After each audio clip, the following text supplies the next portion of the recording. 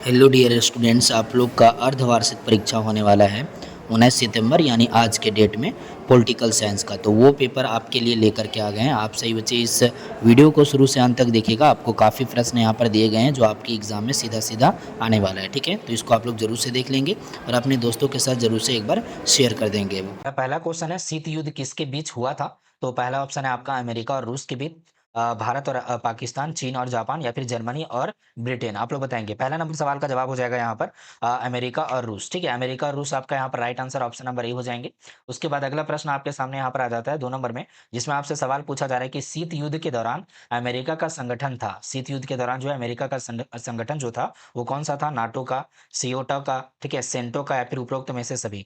2 number प्रश्न का उत्तर हो जाएगा उपरोक्त में से सभी, यानी तीनों ऑप्शन जो है आपके यहाँ पर ऑल राइट हो जाएंगे। ठीक है, ऑल सही हो जाएंगे। तो ऑप्शन नंबर डी को आपको यहाँ पर सही करना है। अगला प्रश्न पे आ जाएंगे आप लोग। नेक्स्ट वाला सवाल आपका यहाँ पर 3 नंबर में आ जाता है। इसमें सवाल पूछा गया आपसे कि शीत युद्ध काल में भारत ने कौन सी नीति अपनाई थी?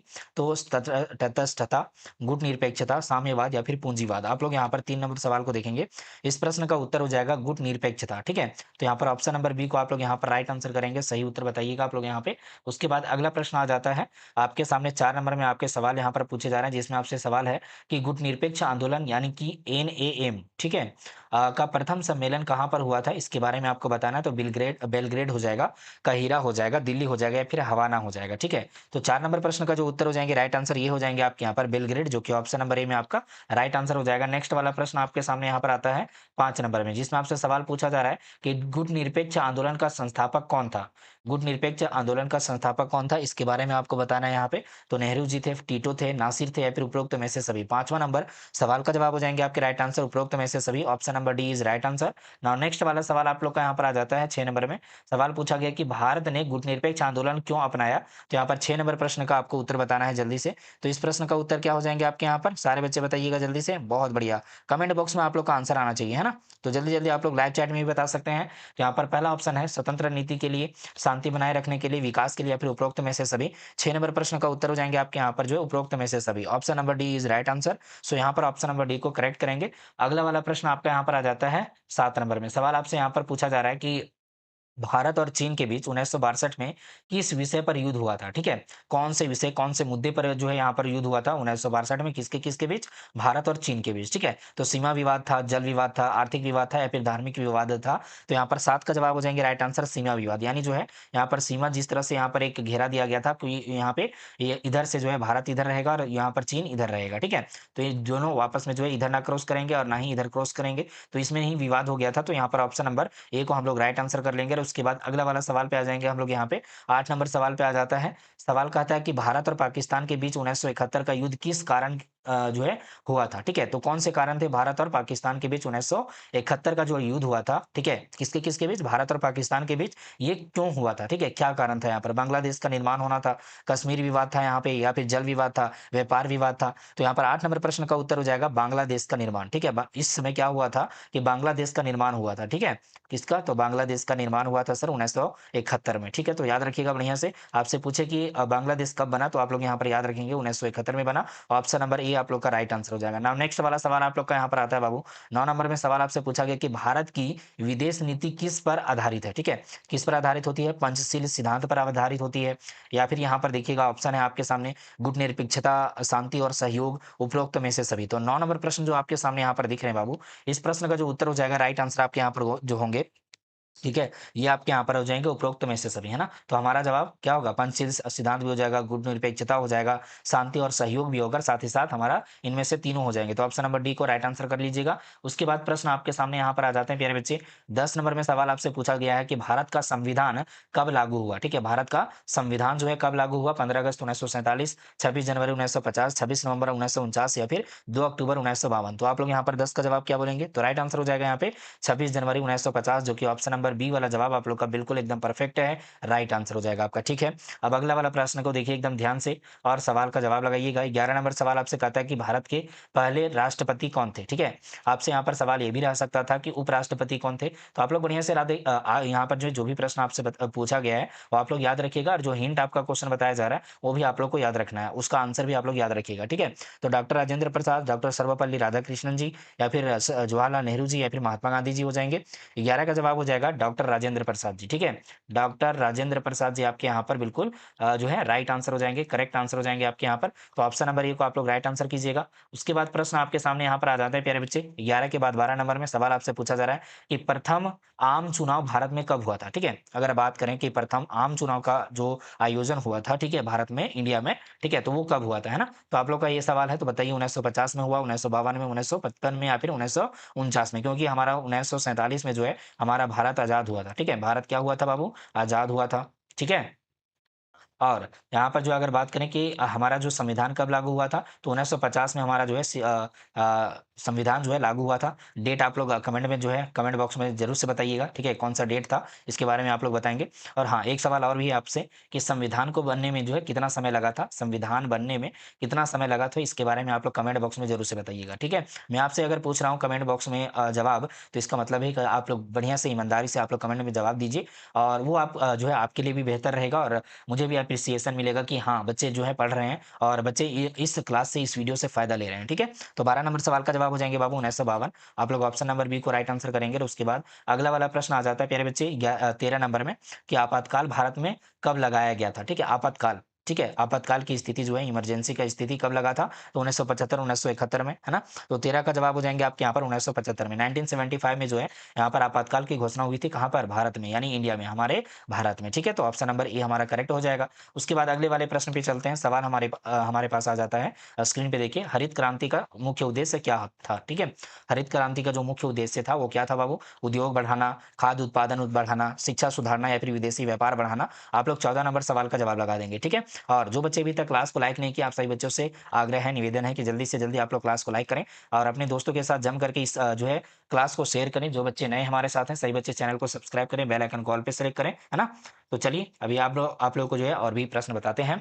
तो हमारा 14 नंबर सवाल है, इस प्रश्न का उत्तर हो जाएगा खाद्य उत्पादन बढ़ाना। तो ऑप्शन नंबर बी हमारा जवाब बिल्कुल सही है। हरित क्रांति का जो मुख्य उद्देश्य था कि खाद्य उत्पादन को बढ़ावा देना, है ना? तो ऑप्शन नंबर बी को राइट आंसर कर लेंगे और उसके बाद सवाल आपके स्क्रीन पे आ जाता है अगला वाला जो कि 15 नंबर में है। सवाल पूछा गया है कि संयुक्त राष्ट्र संघ यूएनओ का गठन कब हुआ? ठीक है? क्या कह रहा है सवाल कि संयुक्त राष्ट्र संघ यानी यूएनओ का गठन कब हुआ था, है ना? तो यहाँ पर पहला ऑप्शन है 1945, 1947, 1950 या फिर 1939 में। 15 का जवाब हो जाएगा बाबू बिल्कुल सही उत्तर कि 1945 में जो है यूएनओ का गठन हुआ था, ठीक है? यूएनओ का गठन हुआ था, ओके? तो यहाँ पर जो है आप लोग को जवाब लगाना पड़ेगा, तो वो जवाब हो जाएगा सर जी हमारा ऑप्शन नंबर ए वाला, क्लियर है? ओके, नाउ नेक्स्ट वाला सवाल को देखिए। सवाल आपका अगला वाला जो है 16 नंबर में आता है, कहता है सवाल आपसे कि संयुक्त राष्ट्र संघ का मुख्यालय कहाँ पर है? इसके बारे में बताइए। तो वाशिंगटन में है, न्यूयॉर्क में है, लंदन में या फिर पेरिस में है? 16 नंबर सवाल का जवाब हो जाएगा बाबू यहाँ पर न्यूयॉर्क, जो कि ऑप्शन नंबर बी वाला जवाब आप लोग का बिल्कुल सही होगा। नेक्स्ट वाले प्रश्न पे आ जाएँगे, यहाँ पर 17 नंबर सवाल का आता है कि डब्ल्यूटीओ का पूर्ण रूप क्या होगा? यानी इसका फुल फॉर्म क्या होगा? ठीक है? तो फुल फॉर्म आपको याद रखना है। इसका जवाब क्या होना चाहिए? World tourism organisation, world trade organisation, world technical organisation या फिर वर्ल्ड ट्रैवल ऑर्गनाइजेशन। इसका बिल्कुल सही जो सटीक आंसर होगा, वो हो जाएँगे वर्ल्ड ट्रेड ऑर्गनाइजेशन, यानी हमारा डब्ल्यूटीए वो जो है वो क्या है? वर्ल्ड ट्रेड ऑर्गनाइजेशन है। तो ऑप्शन नंबर बी को हम लोग यहाँ पर राइट आंसर कर लेंगे और उसके बाद अगले वाले प्रश्न पे आ जाएँगे हम लोग यहाँ पर 18 नंबर में।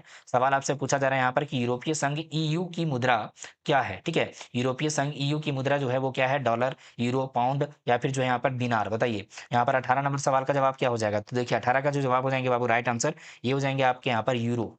यूरोपीय संघ यानी ईयू का जो है यहाँ पर मुद्रा का बात करें तो मुद्रा का क्या होगा? तो मुद्रा जो है सर जी यहाँ पर यूरो होगा, ठीक है? यूरो यहाँ पर मुद्रा चलता है। डॉलर जो है कहाँ पे चलता है? यूनाइटेड स्टेट, ठीक है? यूनाइटेड स्टेट में चलता है सर जी, ये अमेरिका में चलता है, बहुत बढ़िया बात है।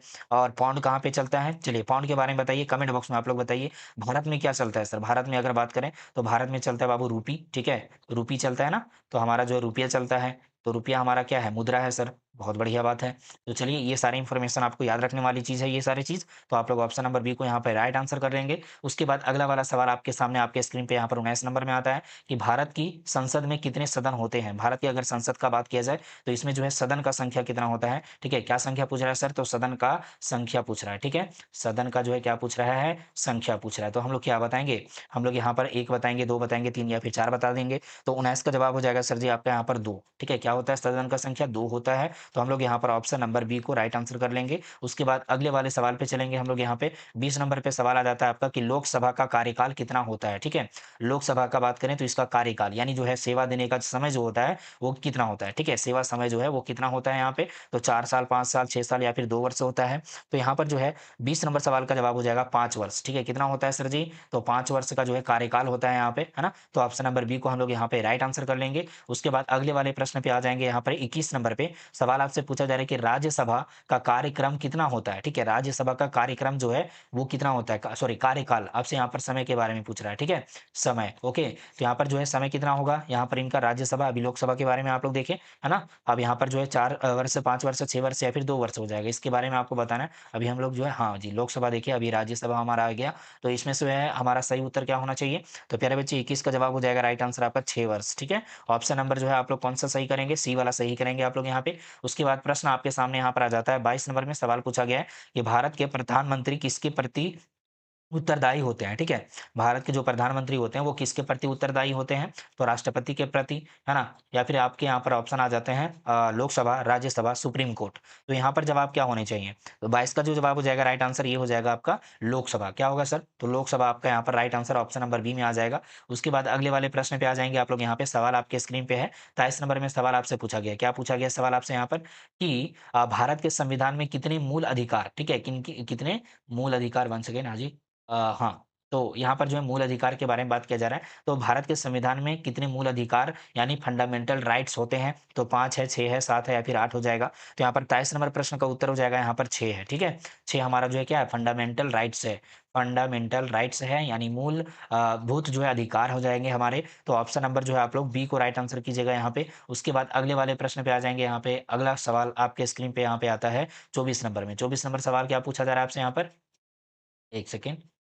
हाँ जी, तो यहाँ पर जो है अगला सवाल आपके सामने वर्तमान में भारत के चुनाव आयोग में कितने आयुक्त जो है यहाँ पर होते हैं, ठीक है? कितने आयुक्त आपके यहाँ पर होते हैं? तो प्यारे बच्चे यहाँ पर सवाल आपसे पूछा गया तो इसका पहला ऑप्शन 1 है, दूसरा 2 है, तीसरा 3 है और चौथा 4 है। तो यहाँ पर 24 का जवाब होने चाहिए आपके 3, ठीक है? 3 जो है यहाँ पर वर्तमान में भारत के चुनाव आयोग में कितने आयुक्त हैं? तो 3 है, ठीक है? तो यहाँ पर जो है देखिए, यहाँ पर 3 बॉडी बना हुआ होता है, ठीक है? 3 बॉडी बना हुआ था, तो जिनके पास इक्वल पावर होते हैं, ठीक है? कितना पावर होता है सर? इक्वल पावर इनको दिया जाता है ना? तीनों को इक्वल पावर होता है। चुनाव आयोग यानी चुनाव आयोग वही चुनाव आयोग है जो कि वोट कराता है, ठीक है? क्या कराता है सर?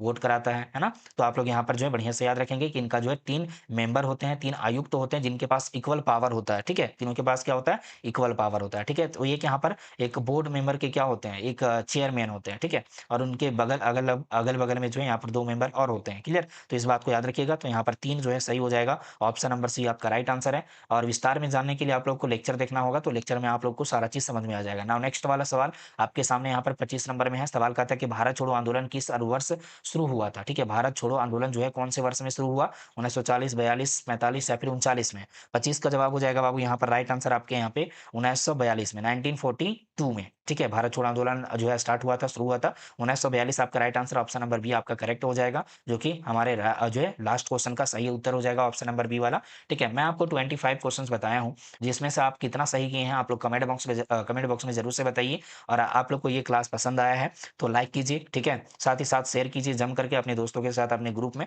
जो बच्चे नए हमारे साथ हैं, इस वीडियो को पहली बार देख रहे हैं इस चैनल पे, तो आप लोग इस चैनल को सब्सक्राइब कर लीजिए, बेल आइकन कॉल पे सेलेक्ट कीजिए। और अगर आपको कोई भी सवाल हो, ठीक है, तो आप लोग कमेंट बॉक्स में ज़रूर से पूछें। साथ ही साथ अगर आप लोग ग्रुप में जॉइन होना चाहते हैं तो 7667671300 पे आप लोग व्हाट्सएप मैसेज कर दीजिए, ग्रुप का लिंक मिल जाएगा।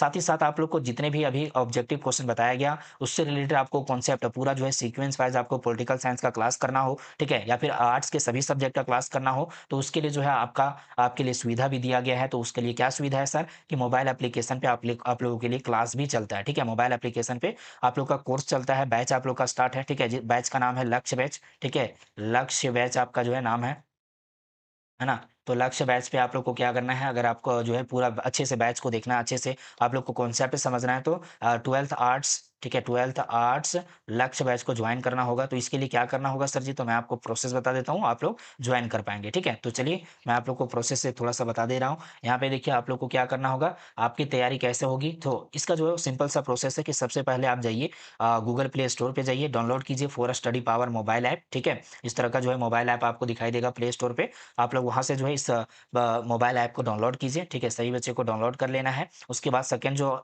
यहाँ पर स्टेप होगा कि रजिस्टर कीजिए और लॉगिन कर लीजिए, ठीक है? एप्लीकेशन डाउनलोड करेंगे, उसमें रजिस्टर कीजिए और लॉगिन कर लीजिए। और तीसरा जो है आप लोग को यहाँ पर प्रोसेस करना है, वो क्या है हमारा कि आप लोग जो है तीसरा स्टेप में करेंगे कि अपना क्लास को चूज़ कीजिए। आप क्लास 12th में है, 11th में, 10th में, ये आप लोग को यहाँ पर दिया जाएगा एप्लीकेशन पे, तो आप लोग चूज़ कर लीजिएगा। उसके बाद गो टू पेड कोर्स, ठीक है? यहाँ पर पेड कोर्स का ऑप्शन दिया गया है, पेड नोट्स का ऑप्शन दिया गया है, ठीक है? पेड टेस्ट आपके सामने है, यहाँ पर एनसीईआरटी बुक है, मॉडल पेपर, क्वेश्चन पे बैंक, ठीक है? Free notes and free test, free courses भी अवेलेबल यहाँ पर होंगे। तो आप लोग पेड कोर्स पे जाइएगा जहाँ पे लक्ष्य बैच चल रहा है, ठीक है? 12th आर्ट्स लक्ष्य बैच आपको यहाँ पर दिख रहा होगा। तो आप लोग इस बैनर पे भी आप लोग क्लिक करेंगे तो भी आप पहुँच जाएँगे बैच में, ठीक है? तो यहाँ पे इस पे क्लिक करके आप लोग को क्या करना होगा कि बैच पे आना होगा। तो अगला जो है हमारे पास प्रोसेस होगा कि आप लोग जो है बैच को जॉइन करें, ठीक है? आप लोग यहाँ पर देखिए लक्ष्य बैच आपको दिखाई देगा, उसमें भी व्यू डिटेल, व्यू डेमो और बाय नाउ का बटन आएगा। तो आप लोग इस जो है बैच को जॉइन कर लीजिएगा, जिसमें आप लोग को क्या-क्या मिलने वाला है, आपको जो है कॉन्सेप्ट वाला जो है क्लास मिलेगा, लाइव क्लास रहेगा, साथ ही साथ आपका जो रिकॉर्डेड क्लास अभी चल रहे हैं, ठीक है? साथ ही साथ आप लोग का जो है नोट्स मिलेगा, एकदम परफेक्ट वाला नोट्स मिलेगा, एकदम प्रॉपर नोट्स आपके रहेंगे, सीक्वेंस वाइज़, चैप्टर वाइज़ आपका रहेगा, टॉपिक वाइज़ पूरा। फिर साथ ही साथ आप लोग का ऑब्जेक्टिव एंड सब्जेक्टिव का सेट रहेगा, ठीक है? इसमें जो है लगभग 5-5 सेट मेरे तरफ से आपको दिया जाएगा यहाँ पे सब्जेक्टिव और ऑब्जेक्टिव का। फिर आपका मॉडल पेपर रहेगा, ठीक है? अगला जो है टेस्ट सीरीज़ रहेगा आपका यहाँ पे, है ना? ये सारा चीज़ आपको दिया जा रहा है यहाँ पे। साथ ही साथ आप लोग का जो है यहाँ पर प्रीवियस ईयर क्वेश्चन बैंक रहेगा, ठीक है? यानी जो है आपके 9 साल के लगभग, ठीक है? 9 साल का लगभग आपको प्रीवियस ईयर क्वेश्चन भी प्रोवाइड किया जाएगा यहाँ पे। तो आपको जो है कंप्लीट जो है आपका जो तैयारी होने वाला है, वो यहाँ पे आपका हो जाएगा, ठीक है? कहीं इधर-उधर जाने की ज़रूरत नहीं पड़ेगी, आपको सारा चीज़ कंप्लीट आपको मिलने वाला है। तो आप लोग जल्दी से जल्दी बैच को ज्वाइन कीजिए, काफ़ी बच्चे ज्वाइन हैं, ठीक है? आपका जो है तैयारी बेहतर हो, इसके लिए आप लोग को क्या करना होगा, ज्वाइन करना होगा। ज़ीरो से हीरो बनना है, तो अभी ज्वाइन करें, ठीक है? और आप लोग देरी ना करें, है ना? तो चलिए, अगर आपको कन्फ्यूज़न या फिर कुछ भी प्रॉब्लम होता है, तो आप लोग को नंबर दिया गया है। एडमिशन के लिए भी आप लोग इस नंबर पे कॉल या फिर मैसेज कर सकते हैं। तो आप लोग इस नंबर पे कॉल या फिर मैसेज कीजिए 7667671300, ठीक है? फिलहाल आज के लिए इस क्लास में इतना ही रखते हैं, फिर मिलेंगे आपसे अगले वाले धमाकेदार शानदार क्लास के साथ। तब तक के लिए जय Hind, Vande Mataram, thank you so much सभी बच्चों को।